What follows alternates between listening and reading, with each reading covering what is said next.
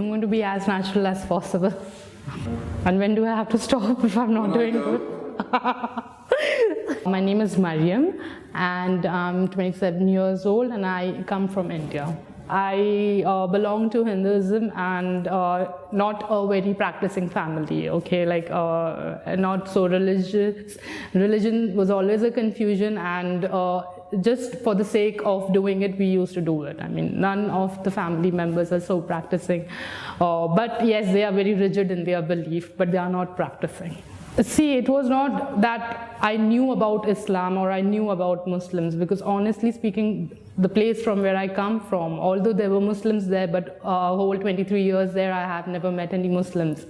I never actually interacted with them until I was here in UAE. And I was always scared of them, honestly speaking, because that is what I was taught from childhood, that, you know, they are not good people, terrorism is related to them, they are terrorists, they are bad, stay away from them. But then I used to work in Barclays over here, and I had Muslim friends, Pakistani friends, and they were very good. And that was the time that I realized that, okay, these are humans and these are really nice people. It was their nice behavior that first attracted me towards the people, not to the religion. Still, I'm not getting to the religion, just the people. Not people related to a specific country, but people related to Islam. This was what actually attracted me, that how come they are so nice, they are so kind, you know, they are so helping. That was the first time I started, you know, actually knowing about Islam. And there were, you know, when you go to these Islamic centers, there are so many books lying there with the basic questions that you have in mind about Islam or God or the Creator. I started picking up those books. I started searching online, and that is how it's like for 1 year, I think I had 1 year, yeah, before accepting Islam. 1 year I had studied it, not the Quran, only from the online or the Googling and all that. See, it has just made me more strong. As a person, it has just made me more strong. And as I said, I'm learning. I don't have that much knowledge, you know, but I'm learning. There are times in your life when you will have to beg in front of your Creator. You will have to fall. He will make you fall so that you beg in front of Him.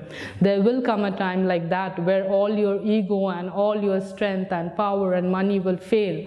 And I think that realization happened after accepting Islam. Before that, it was always like, oh, okay, I have my parents, I have that car, I have so much and so much money. But when everything, it's like Allah takes away everything from you to show that, okay, now what are you going to do?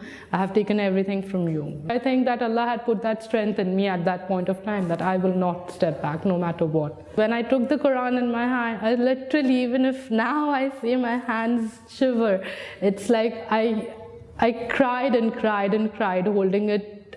I just cried. I cried for, I don't know, more than half an hour. I just kept crying.